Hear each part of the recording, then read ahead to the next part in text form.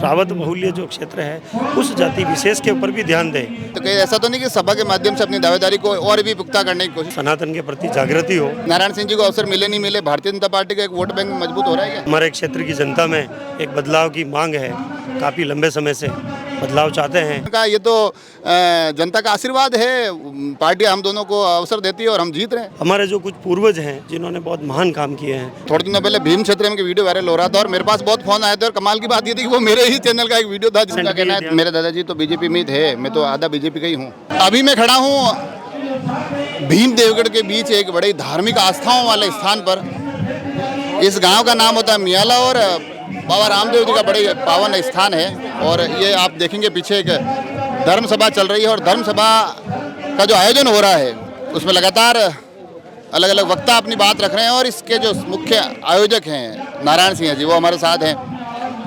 आयोजन चल रहा है, काफ़ी संख्या भी आपने जुटा ली है। क्या कुछ यहाँ से आप लोगों तक बात रखना चाह रहे हैं? हम भी ये हमारे प्रसादी का कार्यक्रम था तो हमने मतलब इस प्रसादी के कार्यक्रम को भी एक धर्म सभा के आयोजन के माध्यम से, ताकि कुछ ना कुछ हमारे धर्म का प्रसार हो, लोगों में सनातन के प्रति जागृति हो, उस दृष्टि से हमने ये कार्यक्रम का आयोजन किया। सनातन की बात आप कह रहे हैं मगर क्योंकि चुनावी साल है, हर एक कवायद कहीं ना कहीं राजनीतिक से दृष्टिकोण से भी देखी जाती है, आप दावेदार भी है, तो कहीं ऐसा तो नहीं कि सभा के माध्यम से अपनी दावेदारी को और भी पुख्ता करने की कोशिश कर रहे हैं आप? दावेदारी तो वैसे है ही है सभा के माध्यम से, तो क्या, लेकिन फिर भी क्या है कि ये हमारा अंतिम महीना 1.5 महीने जो बचे हैं तो हम और ये सभा हुई है और 1-2 सभाएँ करेंगे। बाह्य जो हमारे प्रवासी जो भाई रहते हैं वहाँ पे भी सभाएँ करेंगे और हमारे प्रयास को जो हमारे क्षेत्र की जनता में एक बदलाव की मांग है, काफ़ी लंबे समय से बदलाव चाहते हैं कि यहाँ पे एक युवा जनप्रतिनिधि देखना चाहते हैं। उस जनप्रतिनिधि को जो हमारे क्षेत्र के बारे में सोचे और जिस जाति से मतलब ये हमारा यहाँ का टिकट होता है तो अन्य सभी जातियों को, सर्व जातियों को साथ में रखते हुए हमारी जाति को, हमारे यहाँ की जो रावत बहुल्य जो क्षेत्र है उस जाति विशेष के ऊपर भी ध्यान दें। तो इसमें बढ़ती हुई जो कुरीतियाँ उसी जाति समूह से तो लगातार टिकट दिए जा रहे हैं, इससे ज़्यादा क्या ध्यान दिलवाना चाह रहे हो आप?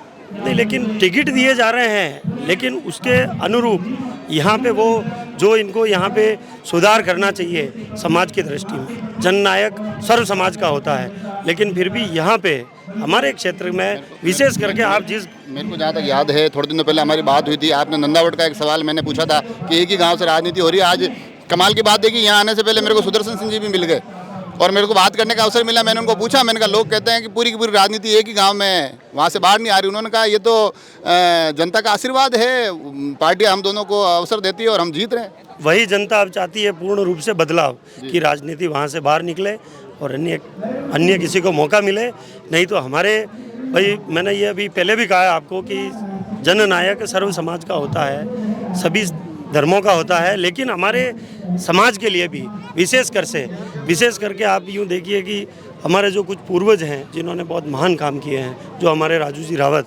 जो प्रथम स्वतंत्रता सेनानी रहे हैं, जिन्होंने मंगल पांडे से पहले यहाँ पे आज़ादी का बिगुल बजाया था, उनका भी कोई पैनोरमा की दृष्टि से कुछ नहीं सोचा गया। कुछ समय पहले हमारे बरार के हैं, अभी कुछ समय पहले इन्होंने एक स्टेडियम बनाया था, तो वहाँ पे इन्होंने अपने दादाजी का नाम से उस स्टेडियम को बनाया। हमारे इन पूर्वजों की तरफ 1% मेरे दादाजी तो बीजेपी में थे, मैं तो आधा बीजेपी का ही हूँ।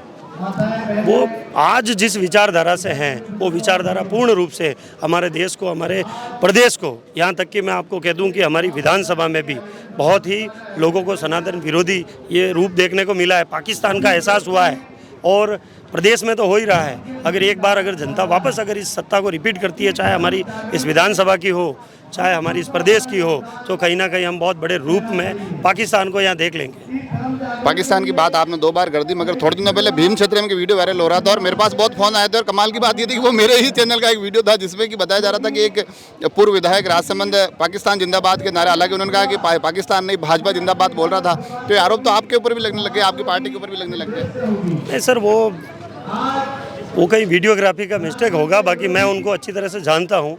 वो एकदम से हमारे सनातनी है, कट्टर है, और कहीं भी किसी भी रूप में हम एक इतना भी परसेंट, मतलब एक बाल जितना परसेंट भी नहीं सोच सकते कि वो इस प्रकार बोल सकते हैं। वो कहीं वीडियोग्राफी वगैरह में कोई मिस्टेक हुआ हो, या फिर वो पाकिस्तान मुर्दाबाद कहलाना चाहते थे, पीछे वालों ने कुछ और कह दिया हो, इस पीछे भी प्रकार भाजपा हो वाले सकता है। ऐसा कोई वो रूटीन में हो गया, बाकी वो किसी एंगल से। ये जो धर्म सभा हो रही है, धर्म सभा, इस प्रकार के कार्यक्रम से आपको क्या लग रहा है कि नारायण सिंह जी को अवसर मिले नहीं मिले, भारतीय जनता पार्टी का एक वोट बैंक मजबूत हो रहा है क्या? बिल्कुल, भारतीय जनता पार्टी हमारे यहाँ से एक तरफा 20-25 हज़ार वोटों से निकलने वाली है। जो परिवर्तन की डिमांड है वो परिवर्तन भी होने वाला है, परिवर्तन भी होगा, और भारतीय जनता पार्टी भी यहाँ से 20-25 हज़ार वोटों से जीतेगी। तो देखा आपने, नारायण सिंह जी ने ताल ठोक दी है और मजबूती से अब क्योंकि अलग अलग क्षेत्र में महाप्रसादियाँ चल रही थी, अब भीम में भी चलिए महाप्रसादियों का एक दौर शुरू हो गया है, लोग जुड़ना शुरू हो गए हैं और लोगों को धीरे धीरे दावेदारियों के इस क्रम में अपने शक्ति प्रदर्शन के तौर पर आमंत्रित किया जा रहा है। लोग आ रहे हैं और ये चुनावी कवायदे अब आगे जाकर किस करवट बैठती है देखने वाली बात होगी। आप सभी लोग जुड़े रहे राजसमंद एक्सप्रेस से, धन्यवाद।